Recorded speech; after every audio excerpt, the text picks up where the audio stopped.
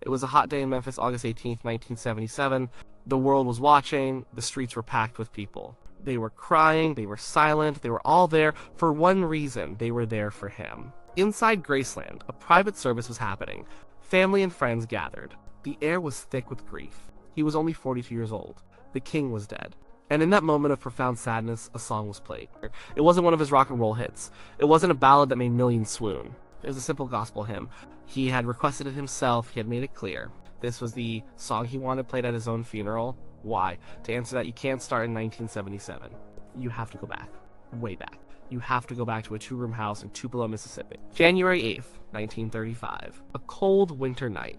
A young woman named Gladys was giving birth. She was expecting twins. The first boy was born healthy. His parents named him Elvis Aaron. The second boy, Jesse Garon, was stillborn. He was buried the next day in an unmarked grave.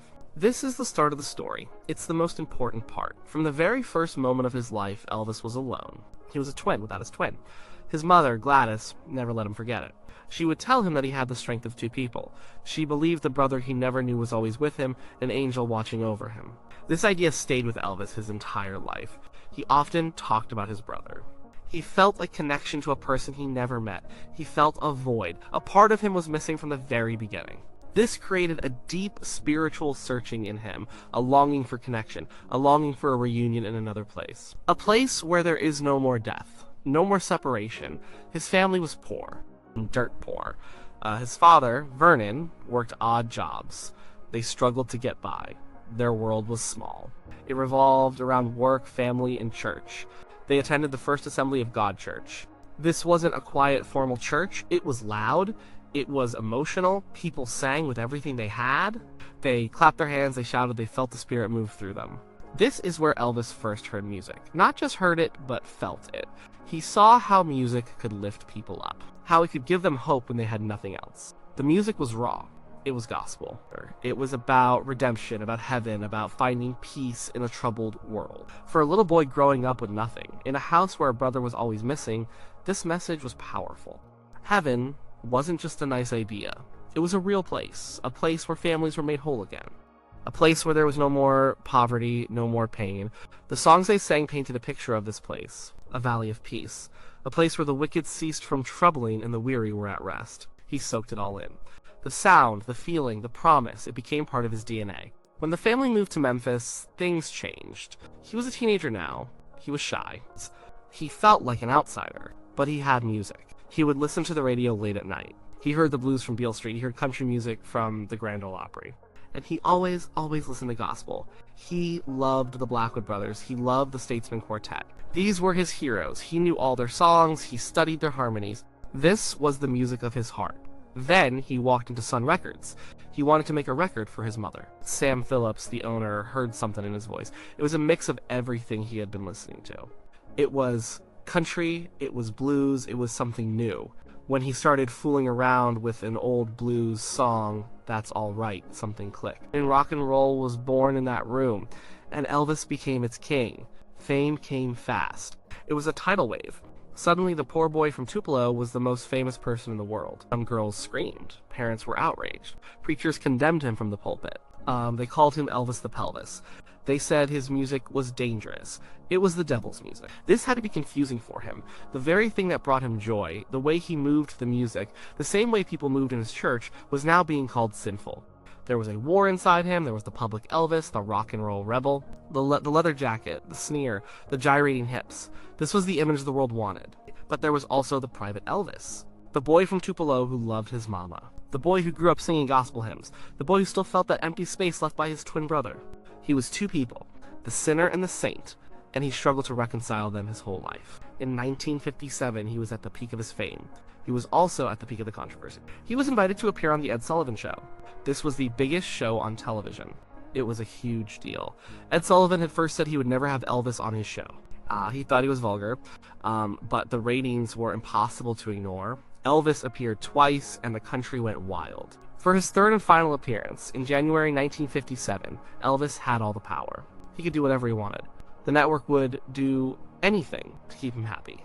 What did he choose to do? He could have sung his latest hit. He could have driven the crowd crazy with another rock and roll anthem. Instead, he looked straight into the camera. He spoke to the millions of people watching. He said he wanted to sing a song that was special to him. He wanted to sing a song for his family and for all the people back home. And then he sang a gospel song. Imagine the moment.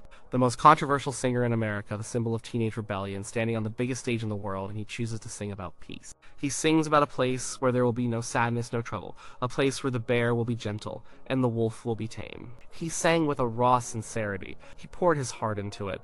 It was a message. He was telling the world, this is me, this is the real me. Underneath all the noise, this is what I believe, this is where I come from. It was a moment of profound vulnerability. He was showing everyone his soul. The performance was a sensation.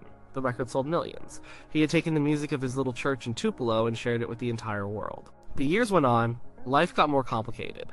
He was drafted into the army. While he was in Germany, he got the worst news of his life. His mother Gladys had died. He was devastated. She was his rock, his confidante, the person who understood him best. Her death broke something inside him. Now, the idea of heaven, of a reunion, was not just a comforting thought. It was a desperate need.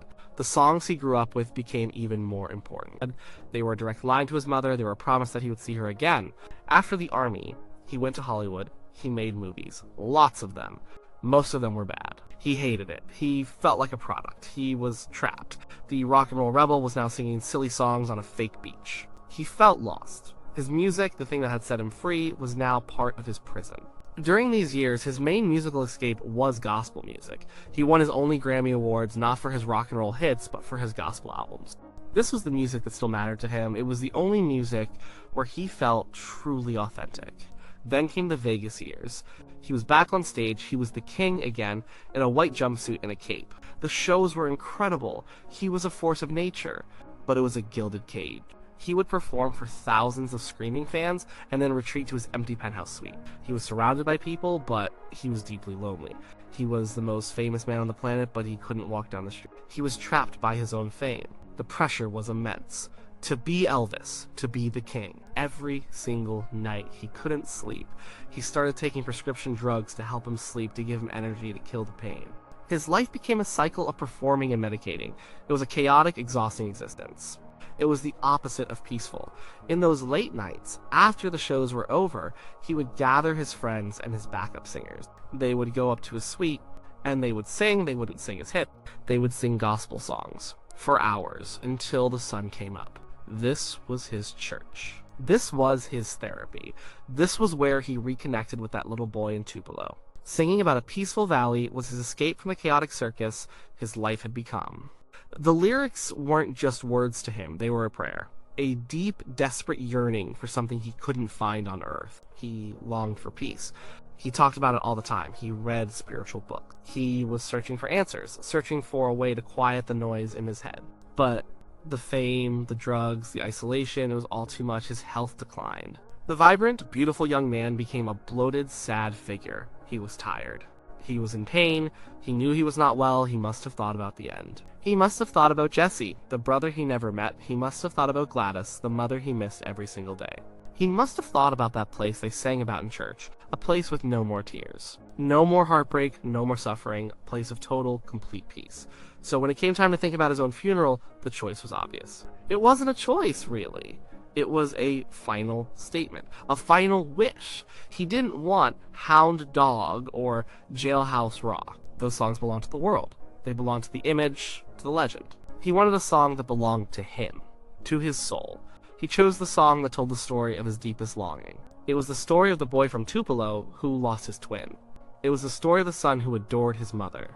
It was the story of the global superstar who felt utterly alone. It was the story of a man who lived in a storm and dreamt of a quiet valley. He wanted the world to know that in the end, after all the screaming and all the flashbulbs and all the chaos, all he ever really wanted was what that simple song promised. He demanded it be played because it was his life's true theme song. It was the hope that got him through the poverty.